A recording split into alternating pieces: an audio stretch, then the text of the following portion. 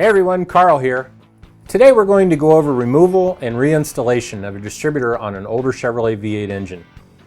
While it's always best to use a timing light to either reset or check your timing properly after removing and reinstalling your distributor, we wanted to show you a quick and easy way to do it in a pinch while maintaining your ignition timing if you don't have access to a timing light.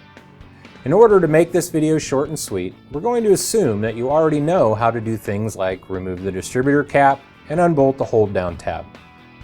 The first thing you want to do is reference the base of the distributor in relation to the intake manifold. Simply use a marker and make sure your mark crosses both the distributor base and the manifold. Then you'll remove the distributor cap and mark the edge of the distributor housing where the rotor is pointing.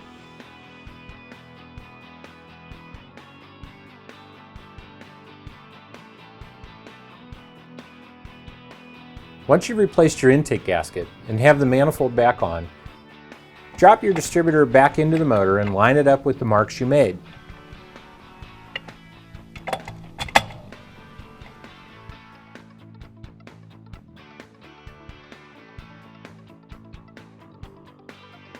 Then you'll put the cap back on, tighten up the distributor hold down, and finish up the rest of the job.